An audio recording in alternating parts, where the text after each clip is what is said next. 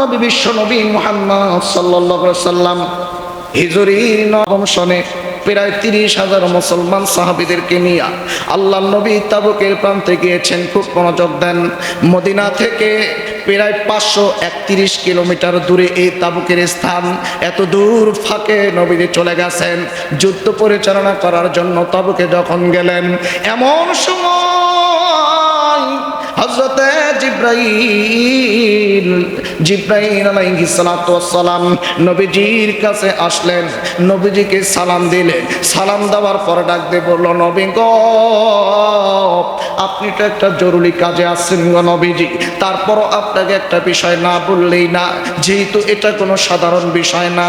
ও নবীজি, আপনি কি জানেন মদিনায় আপনার একজন প্রিয় সাহাবী, আপনার একজন কাছের মহব্বতের সাহাবী, নামটি হলো তার মুয়াবিয়া ইবনে মুয়াবিয়া রাদিয়াল্লাহু তাআলা আনহু। জোরে কান সুবহানাল্লাহ। খুব মনোযোগ দেন।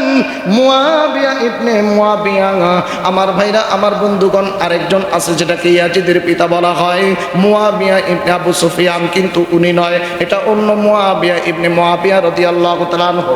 বিশ্ব নবীজির কাছে আমার ভাইরা, বন্ধুরে, জিবরাইল আসার পর ডাক দিয়ে বলল, নবী গো, আল্লাহর নবী শোনেন শোনেন, মুয়াবিয়া নামক সাহাবী মারা গেছে, কিন্তু তারা জানাজার নামাজ আপনাকে পড়তে হবে। আল্লাহ পাক ঘোষণা করেছে, নির্দেশ দিয়েছে। একটু আওয়াজ করে জবান খুলে বলেন না সুবহানাল্লাহ।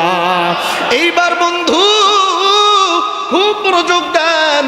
আপনাদেরকে আগে বলেছিলাম বাজান, মদিনা থেকে তাবুকের দূরত্ব হলো 531 কিলোমিটার, কিন্তু এত দূর থেকে আমার ভাইরা, আমার বন্ধুগণ, জিব্রাইল আসছে, মুয়াবিয়ার জানাজার নামাজ পড়াতে হবে। আমার ভাইরা, আমার বন্ধুগণ, এইবার আল্লাহর নবীজি জিব্রাইলকে ডাক দিয়ে বলো, ভাই জিব্রাইল, কেমনে আমি জানাজার নামাজ পড়াতে যাব? আমি তো বহু দূরে আসছি মদিনা থেকে। জিব্রাইল আলাইহিস সালাতু ওয়াস সালাম এইবার বিশ্ব নবীকে ডাক দিয়ে বলল, নবী গো, ইয়া রাসূলুল্লাহ, ইয়া হাবিবাল্লাহ, আপনি শুধু চোখ দুইটা বন্ধ করে একবার বিসমিল্লাহ বলেন। আল্লাহর নবী বিশ্ব নবীজি মুহাম্মদ সাল্লাল্লাহু আলাইহি ওয়াসাল্লাম শুধু চোখ দুইটা বন্ধ করলেন, বিসমিল্লাহ বললেন, খুললেন। চোখ দুইটা মেলিয়ে দেখে রে, আল্লাহর নবীজির সামনে হযরতে মুয়াবিয়া ইবনে মুয়াবিয়া রাদিয়াল্লাহু তাআলা আনহুর লাশটা সামনের মধ্যে। জোরে কান সুবহানাল্লাহ। এইবার আল্লাহর নবীজি সাহাবীদেরকে বললেন, সাহাবী, তোমরা জানাজার নামাজের জন্য প্রস্তুতি গ্রহণ করো। এইবার জানাজার নামাজের জন্য আমার ভাইরা, আমার বন্ধুগণ, প্রস্তুতি গ্রহণ করা হলো। আল্লাহ নবীজি জানাজার নামাজ শুরু করলো। তার 4টা তাকবীরের মধ্য দিয়ে জানাজার নামাজ শেষ করলো। কিন্তু জানাজার নামাজ যখন শুরু করলো, শুরু করার আগ মুহূর্ত পর্যন্ত তো ঠিক ছিল, কিন্তু জানাজার নামাজ যখন শুরু করলো, তারপর থেকে বিশ্ব নবীজি নজর দিয়ে মানে জানাজার নামাজ শেষ করে দেখে চারিদিকে অন্ধকার, কোনো সূর্যের আলো দেখা যাচ্ছে না, অন্ধকারে অচ্ছন্নতা হয়ে যাচ্ছে। এইবার আল্লাহ নবীজি হযরত জিব্রাইলকে ডাক দিয়ে বলে, জিব্রাইল, ও ভাই জিব্রাইল, চারিদিকে এরকম করে অন্ধকার কেন হয়ে গেল?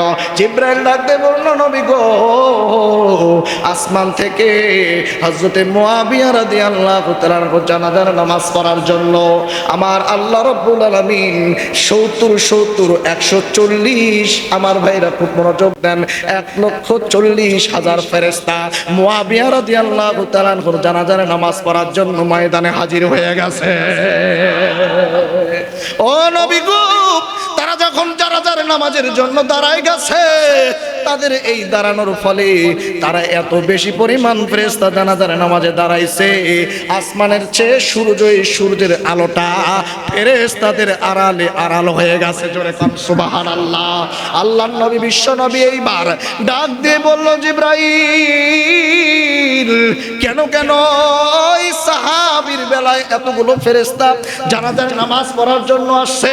এইবার জিব্রাইল ডাক দিয়ে বলল, নবী গো, আপনার এই সাহাবী দুনিয়াতে এমন একটা আমলদার ছিল, ইবাদত গুজারি ছিল, ইবাদতের প্রতি তার মন ছিল, ইবাদতের প্রতি তার ভক্তি ছিল, ভালোবাসা ছিল, সদা সর্বদা ইবাদত করত।